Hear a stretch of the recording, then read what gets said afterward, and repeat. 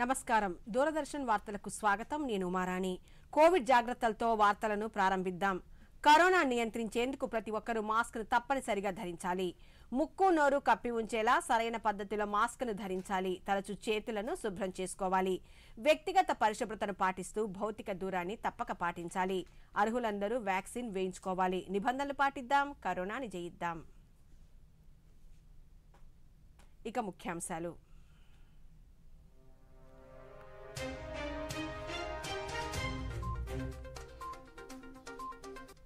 వచ్చే నెల జరిగే 100వ మన్ కీ బాత్ కార్యక్రమానికి ఎంతో ఆసక్తిగా ఎదురు చూస్తున్నానన్న ప్రధాని ఈ రోజు మన్ కీ బాత్ లో పలు అంశాలను దేశ ప్రజలతో పంచుకున్న మోదీ అవయవదానం చేసేందుకు అందరూ ముందుకు రావాలన్న ప్రధాని దేశంలో కొన్ని చోట్ల కరోనా మళ్లీ విజృంభిస్తోందన్న ప్రధాని ప్రజలందరూ అప్రమత్తంగా ఉండాలని సూచన అంతరిక్ష ప్రయోగాల్లో తిరుగులేని శక్తిగా అవతరించిన భారత్ LVM-3 M3 రాకెట్ ప్రయోగం విజయవంతం 5805 కిలోల బరువు గల 36 ఉపగ్రహాలను నిర్ణీత కక్షలోకి ప్రవేశపెట్టిన శాస్త్రవేత్తలు ప్రయోగం విజయవంతం కావడం పట్ల శాస్త్రవేత్తలకు శుభాకాంక్షలు తెలిపిన గవర్నర్ ముఖ్యమంత్రి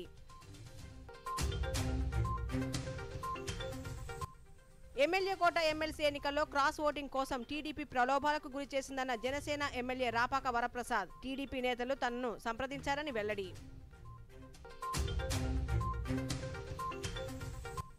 ప్రపంచ మహిళా బాక్సింగ్ ఛాంపియన్షిప్ లో భారత్ కు మరో స్వర్ణ పతకం 50 కిలోల బాక్సింగ్ విభాగంలో పసిడి సాధించిన నిఖిత్ జరీన్ ఫైనల్స్ లో వియత్నాం బాక్సర్ పై 5-0 తేడాతో విజయం ఇక వివరాలు LVM-3 M3 రాకెట్ ప్రయోగం విజయవంతం కావడం పట్ల ప్రధానమంత్రి నరేంద్ర మోదీ ఇస్రో శాస్త్రవేత్తలకు అభినందనలు తెలిపారు ఈ ప్రయోగం ఆత్మనిర్భర్ భారత్ స్ఫూర్తితో global commercial launch service provider గా భారత్ తన పాత్రను బలపరుస్తుందని ప్రధానమంత్రి పేర్కొన్నారు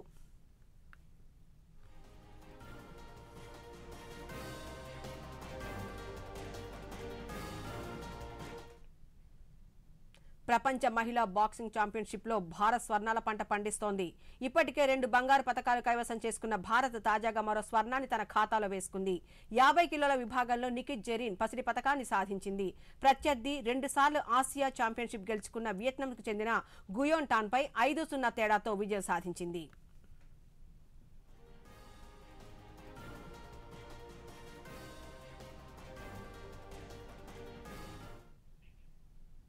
అకాల వర్షాలతో జరిగిన పంట నష్టాన్ని పరిగణలోకి తీసుకునే విషయంలో ఉదారంగా వ్యవహరించాలని ముఖ్యమంత్రి ఆదేశించినట్లు రాష్ట్ర వ్యవసాయ శాఖ మంత్రి కాకాని గోవర్ధన్ రెడ్డి తెలిపారు నెల్లూరులో ఈ రోజు ఆయన మీడియాతో మాట్లాడుతూ పంట నష్టపోయిన రైతులను ఆదుకునే విషయంలో ఈ క్రాప్ నమోదును పరిగణలోకి తీసుకుంటున్నట్లు తెలిపారు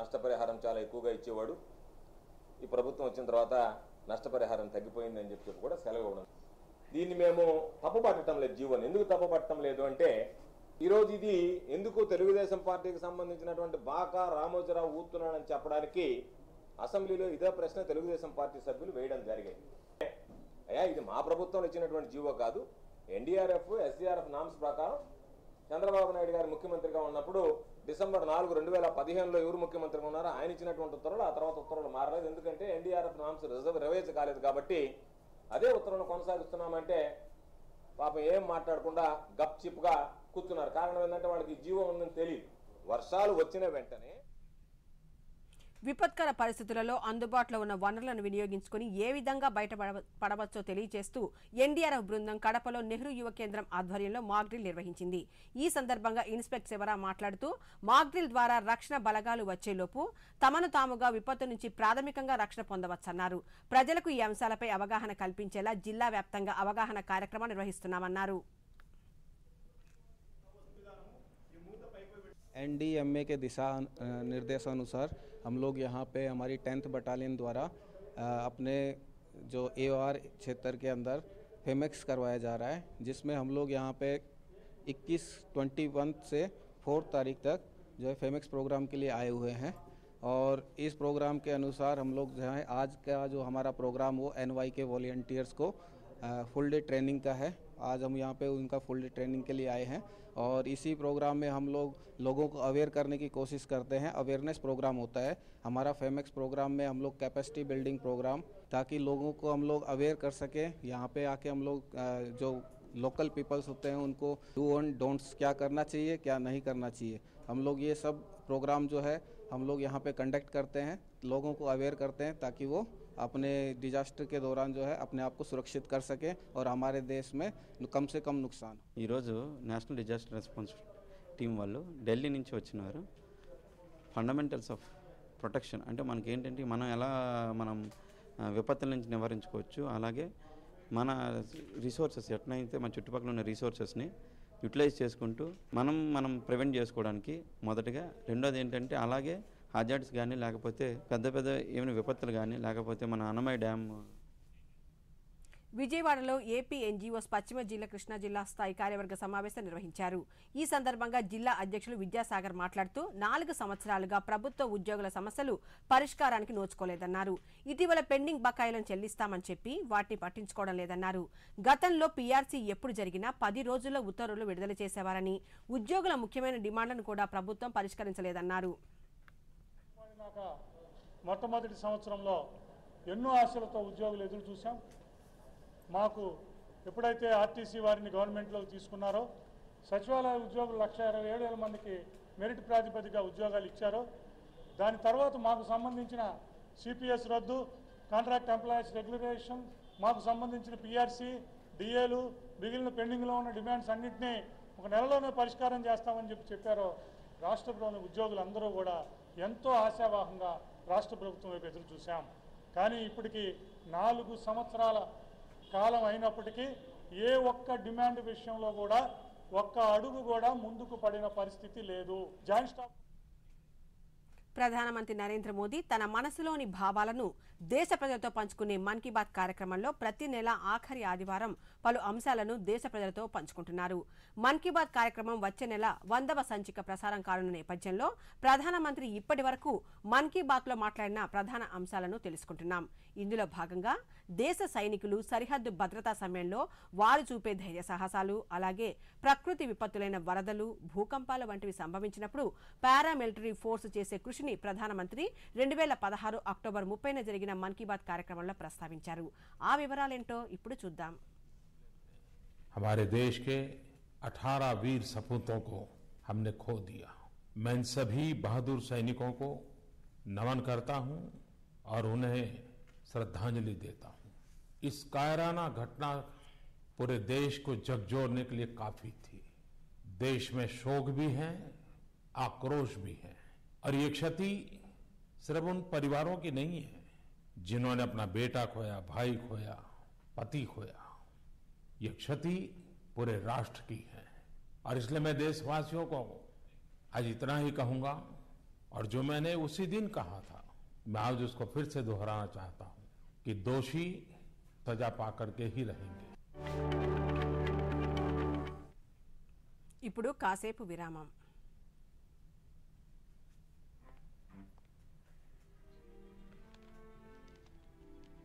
ఇంత త్వరగా డబ్బు డబుల్. ఓ, డబ్బు పెడతారా? అయితే అనుభవిస్తారు. లేదండి, ఇలాంటి ఆశ పెట్టే స్కీమ్స్ లో డబ్బు పెట్టడం అంటే మోసాన్ని ఆహ్వానించడం. కాబట్టి ముందు చేయండి దర్యాప్తు, తరువాతే పెట్టండి డబ్బు. లేకపోతే మీ సొమ్మవుతుంది. ఆర్బీఐ అంటుంది, విషయాలు తెలుసుకోండి, జాగరూకంగా ఉండండి. తిరిగి వార్తల్లోకి స్వాగతం.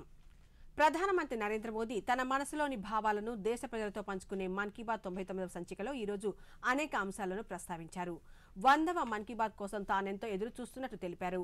అవయవదానం చేసేందుకు ముందుకు రావాలని పిలుపునిచ్చారు. కరోనా పట్ల అప్రమత్తంగా ఉండాలని, పరిశుభ్రతను పాటించాలని కోరారు. ప్రధానమంత్రి మన్ కీ బాత్ కు సంబంధించిన మరిన్ని వివరాలను ఇప్పుడు చూద్దాం.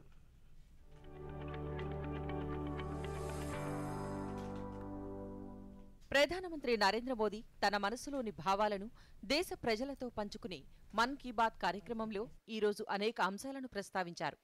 ఈరోజు 99వ సంచిక నిర్వహిస్తున్నామని, ప్రతి ఒక్క భారతీయుడికి చేరే మన్ కీ బాత్ కు సంబంధించిన ప్రేరణ కూడా ఎంతో విలక్షణమైనదని ప్రధాని పేర్కొన్నారు. వచ్చే 100వ మన్ కీ బాత్ తనకెంతో సంతోషం కలిగిస్తోందని, ఈ ఎపిసోడ్ పట్ల ప్రజల్లో ఎంతో ఉత్సాహం కనిపిస్తోందని ప్రధాని పేర్కొన్నారు.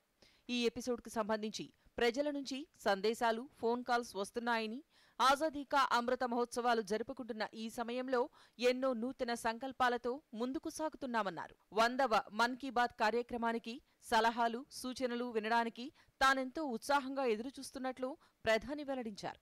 మన్ కీ బాత్ కార్యక్రమానికి ప్రజలు పంపే సలహాలు, సూచనలే ఏప్రిల్ 30 నాటి కార్యక్రమానికి ఎన్నో మెరుగులు దిద్దుతాయన్నారు. हमारा और आपका मन की बात का ये साथ अपने 99 पायदान पर आ पहुंचा है। मुझे इस बात की भी खुशी है कि मन की बात के 100वें एपिसोड को लेकर देश के लोगों में बहुत उत्साह है। मुझे बहुत सारे संदेश मिल रहे हैं, फोन आ रहे हैं। आज जब हम आजादी का अमृतकाल मना रहे हैं, नए संकल्पों के साथ आगे बढ़ रहे हैं, तो 100वें मन की बात को लेकर आपके सुझावों और विचारों को जानने के लिए मैं भी बहुत उत्सुक हूं। मुझे आपके ऐसे सुझावों का बेसब्री से इंतजार है। ఇన్నేళ్ల మన్ కీ బాత్ కార్యక్రమంలో ఎందరో వ్యక్తుల గురించి, వారు జీవితాలలో సాధించిన ప్రగతిని, ఇతరుల సేవ చేసేందుకు అంకిత భావంతో కృషి చేసిన వారిని, బాలికల చదువు కోసం పెన్షన్ మొత్తం త్యాగం చేసిన వారి గురించి కూడా మాట్లాడుకుందామన్నారు. సమాజంలో ఇంకొంతమంది తమ సంపాదనను పరిసరాల పరిరక్షణ కోసం వెచ్చిస్తున్నారన్నారు. ఆధునిక వైద్యశాస్త్రం ఎంతో ప్రగతి సాధించిందని, అలాంటి ప్రస్తుత పరిస్థితులలో అవయవ దానాలను కూడా చేయడం అనేది ఎంతో విశేషమైనదని పేర్కొన్నారు. ఒక వ్యక్తి మరణానంతరం తన శరీరాన్ని దానం చేస్తే 8-9 మందికి కొత్త జీవితాన్ని ప్రసాదించినట్లవుతుందని, అవయవాల దానం విషయంలో ప్రజలకు అవగాహన బాగా పెరిగిందని మోదీ పేర్కొన్నారు. 2013లో మన దేశంలో అవయవాల దానం చేసిన వారి సంఖ్య 5,000 కన్నా తక్కువగా ఉండేదని, అయితే 2022లో ఈ సంఖ్య 15,000కు పెరిగిందని ప్రధాని పేర్కొన్నారు. ఇలా అవయవాలను దానం చేయడం ద్వారా వ్యక్తులు, వాళ్ల కుటుంబాలు ఒక పుణ్య కార్యాన్ని చేసినట్లవుతుందన్న ఈ సందర్భంగా అమృత్సర్లో నివసిస్తున్న వారితో ప్రధాని మన్ కీ బాత్లో ఫోన్ ద్వారా మాట్లాడారు. ఎన్నో మొక్కుల తర్వాత వారికి పుట్టిన కుమార్తె 39 రోజులకే మృతి చెందడం, ఆ చిన్నారి అవయవాలను ఆ తల్లిదండ్రులు దానం చేయడాన్ని ప్రధాని మన్ కీ బాత్లో ప్రస్తావించారు. ఈ విషయం ఎంతో ప్రేరణ కలిగిస్తోందని చెప్పారు. బిడ్డ మృతి చెందితే ఎంత భయంకరమైన బాధ ఉంటుందో ఊహించగలమని, ఆ సమయంలో కూడా అవయవాలు దానం చేయడం గొప్ప విషయమని ప్రధాని పేర్కొన్నారు. వారి కుటుంబంతో ప్రధాని ఫోన్లో మాట్లాడారు. मन की बात में हमने ऐसे हजारों लोगों की चर्चा की है जो दूसरों की सेवा के लिए अपना जीवन समर्पित कर देते हैं। कई लोग ऐसे होते हैं जो बेटियों की शिक्षा के लिए अपनी पूरी पेंशन लगा देते हैं। कोई अपने पूरे जीवन की कमाई पर्यावरण और जीव सेवा के लिए समर्पित कर देता है। हमारे देश में परमार्थ को इतना ऊपर रखा गया है कि दूसरों के सुख के लिए लोग अपना सर्वस्व दान देने में भी संकोच नहीं करते। साथियों, आधुनिक मेडिकल साइंस के इस दौर में ऑर्गन डोनेशन किसी को जीवन देने का एक बहुत बड़ा माध्यम बन चुका है। कहते हैं, जब एक व्यक्ति मृत्यु के बाद अपना शरीर दान करता है तो उससे 8 से 9 लोगों को एक नया जीवन मिलने की संभावना बनती है। संतोष की बात है कि आज देश में ऑर्गन डोनेशन के प्रति जागरूकता भी बढ़ रही है। साल 2013 में हमारे देश में ऑर्गन डोनेशन के 5,000 से भी कम केसेस थे, लेकिन 2022 में ये संख्या बढ़कर 15,000 से ज्यादा हो गई है। ऑर्गन डोनेशन करने वाले व्यक्तियों ने, उनके परिवार ने वाकई बहुत पुण्य का काम किया है। ये परिवार पंजाब के अमृतसर में रहते हैं। बहुत मन्नतों के बाद उन्हें एक बहुत सुंदर गुड़िया, बिटिया हुई थी। घर के लोगों ने बहुत प्यार से उसका नाम रखा था अबाबत कौर। अबाबत का अर्थ दूसरे की सेवा से जुड़ा है, दूसरों का कष्ट दूर करने से जुड़ा है। अबाबत जब सिर्फ 39 दिन की थी, तभी वो ये दुनिया छोड़कर चली गई। लेकिन सुखबीर सिंह सिंधु जी और उनकी पत्नी सुप्रीत कौर जी ने, उनके परिवार ने बहुत ही प्रेरणादायी फैसला लिया। ये फैसला था 39 दिन की उम्र वाली बेटी के अंगदान का, ఆర్గన్ డొనేషన్ కా। ఇదే సమయంలో ఉత్తరాఖండ్కు చెందిన స్నేహలత చౌదరి కూడా 63 సంవత్సరాల వయసులో తన గుండెను, మూత్రపిండాలు, కాలేయాన్ని దానం చేసిన విషయాన్ని ప్రధాని వారి కుటుంబ సభ్యులతో మాట్లాడి వారి త్యాగాలను దేశ ప్రజలకు తెలియజేశారు. అవయవ దానానికి 65 సంవత్సరాల కంటే తక్కువ వయస్సు ఉండాలనే నియమాన్ని కూడా ప్రభుత్వం తొలగించిందని చెప్పారు. అవయవదానం చేసేందుకు ప్రజలు అధిక సంఖ్యలో ముందుకు రావాలని, మనం తీసుకునే నిర్ణయం ఎంతో మంది జీవితాలను కాపాడగలుగుతుందన్నారు. झारखंड की रहने वाली स्नेहलता चौधरी जी भी ऐसी ही थी, जिन्होंने ईश्वर बनकर दूसरों को जिंदगी दी। 63 वर्ष की स्नेहलता चौधरी जी अपना हार्ट, किडनी और लीवर दान करके गई। దేశంలో వినూత్నమైన సామర్థ్యాలు వెలుగులోకి వస్తున్నాయి. దీని వెనుక స్త్రీ శక్తి దాగి ఉందని, ఇందుకు ఎన్నో ఉదాహరణలు ఉన్నాయని ప్రధాని అన్నారు. సామాజిక మాధ్యమాలలో ఆసియాలోని తొలి మహిళా లోకో పైలట్ సురేఖా యాదవ్కు సంబంధించిన అనేక అంశాలను ప్రధాని వివరించారు. ఆమె ఎంతో కీర్తి సంపాదించిందని, వందే భారత్ ఎక్స్ప్రెస్ విషయంలో తొలి మహిళా లోకో పైలట్గా కీర్తి గడించిందన్నారు. అలాగే మహిళా విజ్ఞానవేత్త జ్యోతిర్మయి మెహంతి సాధించిన విజయాలను కూడా వివరించారు. అలాగే తుర్కియా భూకంప సమయంలో మన ఎన్డీఆర్ఎఫ్లో సభ్యులుగా ఉన్న మహిళలతో మాట్లాడినట్లు ప్రధాని తెలిపారు. వాళ్ల సాహసాన్ని, సామర్థ్యాన్ని చూసి ప్రపంచమే ఆశ్చర్యపడిందని ప్రశంసించారు. మన దేశ మహిళలు ఎన్నో విజయాలు సాధించి కలలను సాకారం చేస్తున్నారన్నారు. నారీ శక్తిలోని చైతన్యమే అభివృద్ధి చెందిన భారతదేశానికి ప్రాణవాయువని ప్రధాని పేర్కొన్నారు. मेरे प्यारे देशवासियों, ये नवरात्र का समय है, शक्ति की उपासना का समय है। आज भारत का जो सामर्थ्य नए सिरे से निखर कर सामने आ रहा है, उसमें बहुत बड़ी भूमिका हमारी नारी शक्ति की है। हाल फिलहाल ऐसे कितने ही उदाहरण हमारे सामने आए हैं। आपने सोशल मीडिया पर एशिया की पहली महिला लोको पायलट सुरेखा यादव जी को जरूर देखा होगा। सुरेखा जी एक और कीर्तिमान बनाते हुए वंदे भारत एक्सप्रेस की भी पहली महिला लोको पायलट बन गई है। भाभा एटॉमिक रिसर्च सेंटर की साइंटिस्ट बहन ज्योतिर्मयी मोहंती जी ने भी हासिल की है। ज्योतिर्मयी जी को केमिस्ट्री और केमिकल इंजीनियरिंग की फील्ड में IUPAC का विशेष अवार्ड मिला है। साथियों, कुछ दिनों पहले मेरी मुलाकात उन जाबाज बेटियों से भी हुई जो तुर्की में विनाशकारी भूकंप के बाद वहां के लोगों की मदद के लिए गई थी। ये सभी NDRF के दस्ते में शामिल थी। उनके साहस और कुशलता की पूरी दुनिया में तारीफ हो रही है।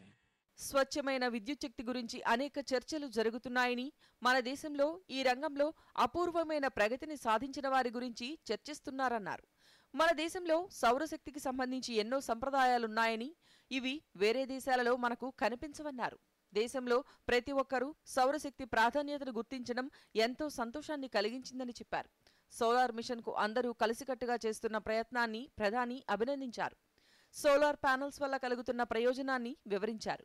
మహారాష్ట్రలోని పూణేలో సౌరశక్తి ఆధారంగా ప్రజలకు తాగునీరు, విద్యుత్ వంటి సౌకర్యాలను కలిగిస్తున్న అంశాలను, డామన్ డయ్యూలో 100% స్వచ్ఛమైన సౌరశక్తిని ఉపయోగించుకుంటున్న తొలి జిల్లాగా దీవి నిలిచిపోయిందన్నారు. అక్కడి ప్రజలు చేసిన సాహసాలు దేశవ్యాప్తంగా ఎన్నో చోట్ల జరుగుతున్నాయన్నారు. దేశ భవిష్యత్ తరాల విషయంలో మనం జాగ్రత్తగా అడుగులు వేస్తున్నామన్న ప్రధాని మన సంప్రదాయాలు, సంస్కృతిలోని సామర్థ్యాన్ని పెంపొందిస్తున్నాయన్నారు. मेरे प्यारे देशवासियों, इन दिनों पूरे विश्व में स्वच्छ ऊर्जा, रिन्यूएबल एनर्जी की खूब बात हो रही है। मैं जब विश्व के लोगों से मिलता हूं तो वो इस क्षेत्र में भारत की अभूतपूर्व सफलता की जरूर चर्चा करते हैं। खासकर भारत सोलर एनर्जी के क्षेत्र में जिस तेजी से आगे बढ़ रहा है वो अपने आप में एक बहुत बड़ी उपलब्धि है। भारत के लोग तो सदियों से सूर्य से विशेष रूप से नाता रखते हैं। हमारे यहाँ सूर्य की शक्ति को लेकर जो वैज्ञानिक समझ रही है, सूर्य की उपासना की जो परंपराएं रही है, वो अन्य जगहों पर कम ही देखने को मिलते हैं। मुझे खुशी है कि आज हर देशवासी सौर ऊर्जा का महत्व भी समझ रहा है और क्लीन एनर्जी में अपना योगदान भी देना चाहता है। सबका प्रयास की यही स्पिरिट आज भारत के सोलर मिशन को आगे बढ़ा रही है। ఏప్రిల్ 17 నుంచి 30 వరకు సమైక్య భావనకు స్ఫూర్తినిచ్చేలా గుజరాత్లోని విభిన్న ప్రాంతాలలో సౌరాష్ట్ర తమిళ సంగమం జరుగుతుందన్నారు. ఆ విశేషాలను కూడా ప్రధాని మన్ కీ బాత్ దేశ ప్రజలకు వివరించారు. అస్సాంలో ఏక్ భారత్ శ్రేష్ఠ భారత్ భావం పెంపొందిస్తూ లాసిత్ బోరఫూకన్ 400వ జయంతి జరుపుకుంటున్న విశేషాలను ప్రధాని వివరించారు. శ్రీనగర్లో డాల్ సరస్సులో రైతులు తామర తూడుల నుంచి ఎలా లబ్ధి పొందినది వివరించారు.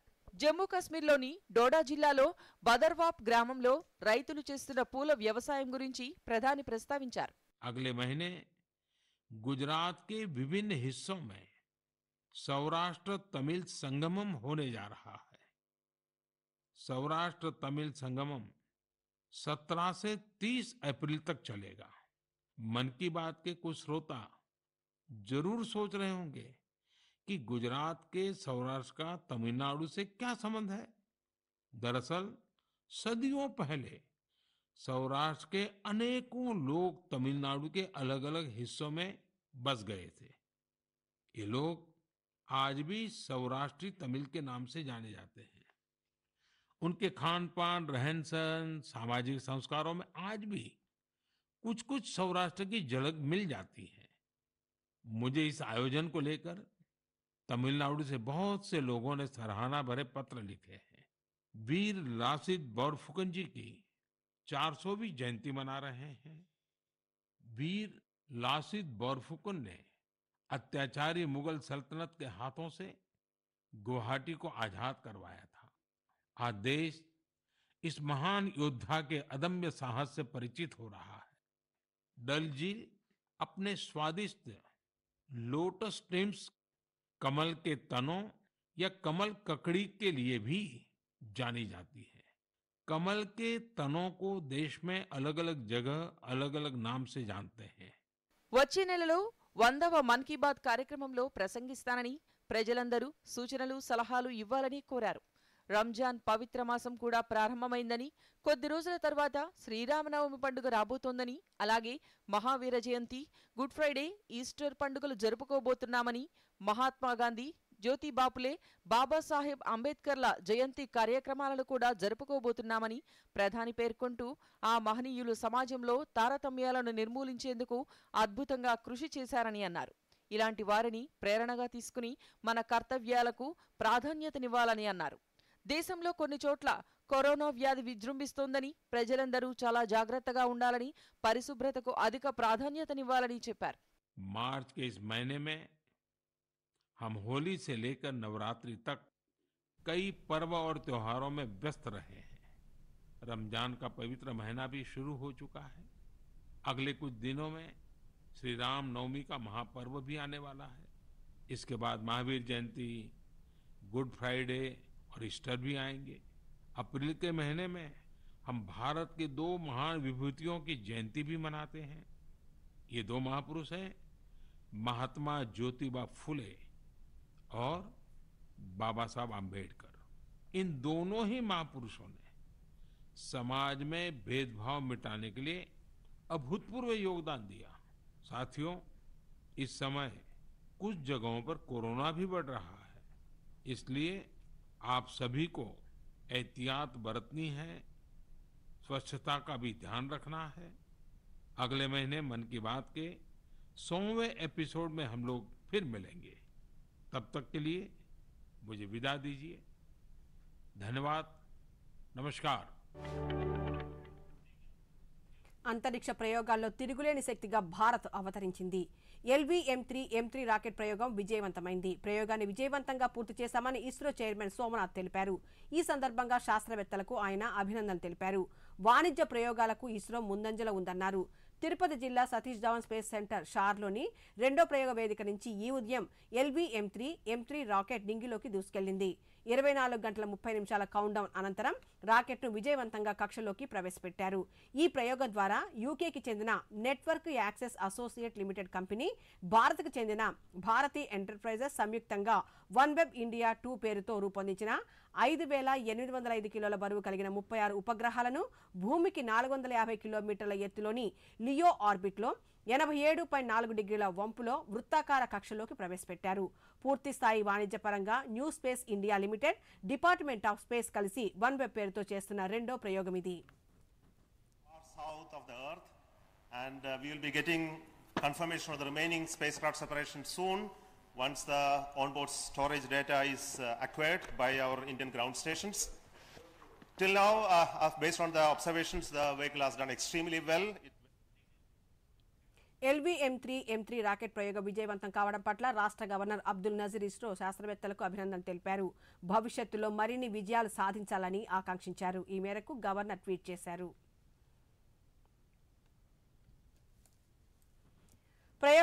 ప్రయోగం విజయవంతం కావడంపై రాష్ట్ర ముఖ్యమంత్రి వైఎస్ జగన్మోహన్ రెడ్డి హర్షం వ్యక్తం చేశారు. ఇస్రో బృందానికి అభినందనలు తెలిపారు. భవిష్యత్తులో ఇస్రో మరిన్ని విజయాలు సాధించాలని ముఖ్యమంత్రి ఆకాంక్షించారు. భారత అంతరిక్ష చరిత్రలో ఈ రోజు ఒక ముఖ్యమైన మైలురాయిగా ఎప్పటికీ గుర్తుండిపోతుందని ట్వీట్ చేశారు.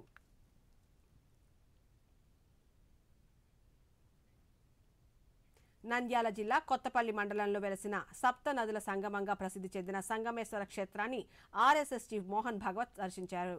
ఈ సందర్భంగా ఆయనకు వేద పండితులు ఆలయ మర్యాదలతో మంగళ వాయిద్యాలు పూర్ణకుంభంతో స్వాగతం పలికారు. మోహన్ భాగవత్ ఆలయంలో ప్రత్యేక అభిషేకం పూజలు నిర్వహించారు. ప్రధాన పురోహితులు తెలకపల్లి రఘురామ శర్మ తీర్థప్రసాదాలు అందజేసి పట్టు వస్త్రంతో ఆయనను సత్కరించారు.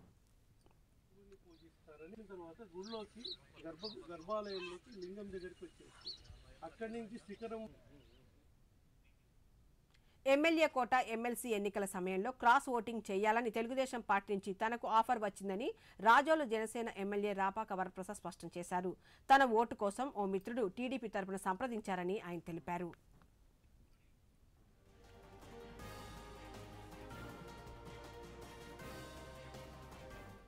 ఈరోజు టీవీలో వైరల్ అవుతూ ఉన్నాయి. ఈ జరిగినటువంటి ఎమ్మెల్సీ ఎన్నికల గురించి టీవీలో చర్చ జరుగుతోంది. దాని మీద ఒక వైరల్ అవుతూ ఉంది. దీనికి ఎన్నికలు అయిన తర్వాత ఆత్మీయ సమ్మేళనం అని చెప్పి అంతర్వేదిలో వైఎస్ఆర్ పార్టీ కార్యకర్తలందరూ కూడా మీటింగ్ ఏర్పాటు చేయడం జరిగింది. ఆ మీటింగ్ నన్ను ఆహ్వానించడం, నేను మాట్లాడుతూ ఏమన్నానంటే పార్టీలో నీతి నిజాయితీలతో పనిచేయాలి, అవినీతికి పాల్పడకూడదు. ఒకవేళ అక్రమాలకు పాల్పడాలని అనుకుంటే మొన్న నా ఓటు తప్పు ఓటు వేస్తే నాకు 10 కోట్లు వచ్చేదని చెప్పి అన్నాను. వచ్చింది. మహిళా ఎమ్మెల్యే అని చూడకుండా తనపై వైఎస్ఆర్ కాంగ్రెస్ పార్టీ ఇష్టానుసారం విమర్శలు చేస్తుందని తాడికొండ ఎమ్మెల్యే ఉండవల్లి శ్రీదేవి అన్నారు. ఎమ్మెల్యే కోట ఎమ్మెల్సీ ఎన్నికల్లో క్రాస్ ఓటింగ్కు పాల్పడ్డారనే ఆరోపణలతో వైసీపీ ఆమెను సస్పెండ్ చేసిన నేపథ్యంలో హైదరాబాద్లో ఈ రోజు ఆమె మీడియాతో మాట్లాడుతూ ఎమ్మెల్సీ ఎన్నికల్లో తాను అమ్ముడుపోయినట్లు ఆరోపణలు చేసిన వారికి త్వరలోనే రిటర్న్ గిఫ్ట్ ఇస్తానని వ్యాఖ్యానించారు. మహిళా ఎమ్మెల్యేకు కూడా రక్షణ లేని పరిస్థితులు ఆంధ్రప్రదేశ్లో నెలకొన్నాయని చెప్పారు. ఎందుకంటే ఎస్సీల మీద జరుగుతున్న దాడులు, మరి ఎస్సీలు ఏ విధంగా అణగదొక్కుతున్నారో, మరి ఎస్సీలని బెదిరించి హత్యలు చేస్తున్నారో ఈ విషయాలు చూస్తుంటే ఒక ఎమ్మెల్యేగా నాకు భయం వేస్తుంటే మరి కామన్ పీపుల్ అంటే అసలు ఏమి అధికారం లేని వాళ్ళు. దేశంలో మరోమారు కరోనా కేసుల సంఖ్య పెరుగుతోంది. గడిచిన 24 గంటల్లో 121,140 నమూనాలను పరీక్షించగా 832 కొత్త కేసులు నమోదయ్యాయి. దీంతో ఇప్పటి వరకు దేశంలో కరోనా కేసుల సంఖ్య 4,47,02,257కు చేరుకుంది. ఇప్పటి వరకు 4,41,63,883 మంది ఆసుపత్రి నుంచి డిశ్చార్జ్ అయ్యారు. 9,433 మంది వివిధ ఆసుపత్రుల్లో చికిత్స పొందుతున్నారు. రికవరీ రేటు 98.79% నమోదైంది. కాగా మరణాల రేటు 1.19% నమోదైంది. మరోవైపు కరోనా వ్యాక్సినేషన్ అందించే ప్రక్రియ కొనసాగుతోంది. ఇప్పటి వరకు 220,65,52,279 డోసులను అందించినట్లు కేంద్ర వైద్య ఆరోగ్య శాఖ వెల్లడించింది. వాతావరణం.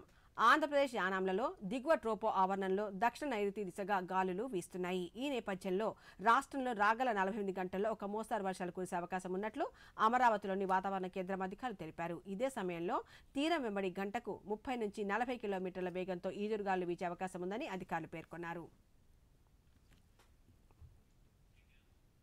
ఈ వార్తలు ఇంతటితో సమాప్తం. నమస్కారం.